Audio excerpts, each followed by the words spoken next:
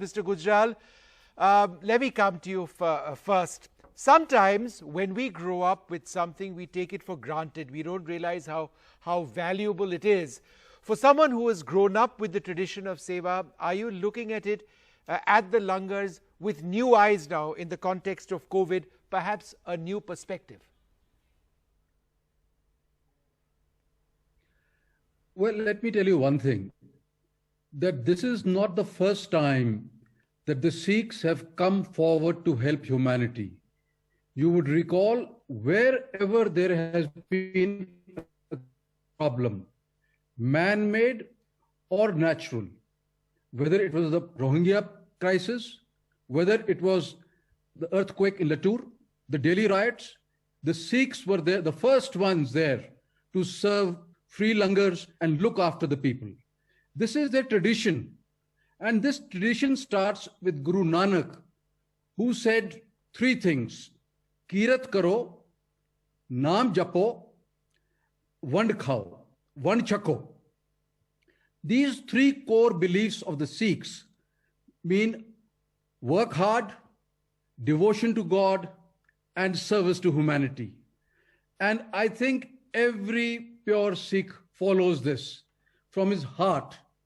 And that is why he doesn't care whether this creates personal hardship, whether it means giving money from his own pocket. They will be there to serve humanity. And we have seen during this crisis how not only all over Delhi, but throughout the country, not just throughout the country, all over the world, the NHS service in England has been depending on them. They are the ones who've been feeding the frontline warriors there. So this is a tradition started by their founding guru, which lasts till today. Right. Naresh Gujral, thank you so much for being with us and for actually being such a driving force in this entire telethon. We've really leaned on you a lot and got your advice. Now, like me, although you're not a Sardar Sikh, you basically, like me, have Sikhism in your DNA, or we'd like to think so. So we have to double check our ancestors. But you understand the Sikh community deeply. So how did this all start? I know how did it initiate? I know your father was deeply involved, and the Sikh community respects him probably more than any other leader. Was that the basis of it? How did it become a driving force for you as well? Look, this was a family tradition in a way. My father had a very, very close connect with the Sikhs, which got further strengthened in the wake of 84 riots.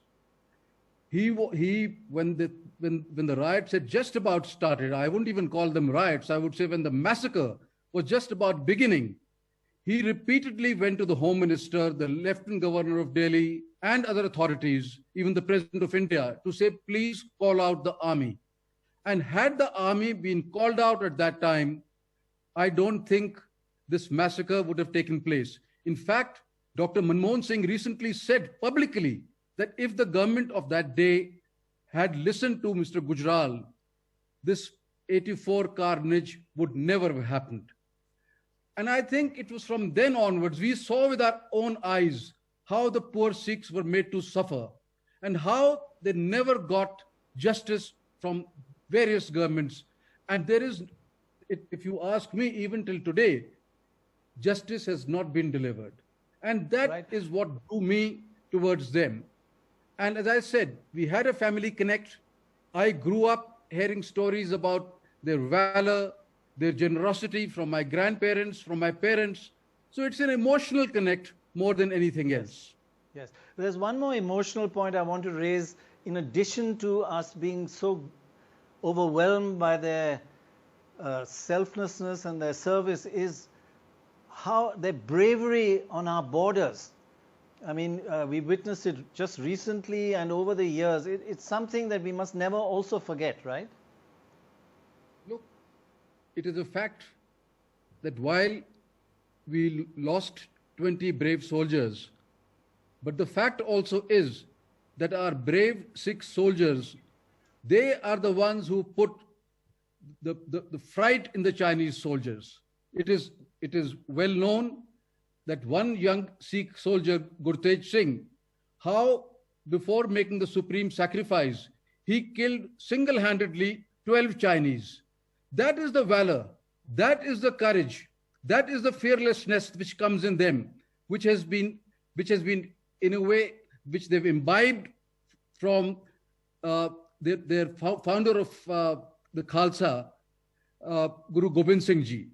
And we have seen war after war, the sacrifices that they make, the fearlessness in them, and they're able to in a way create fear of God in the enemy soldiers.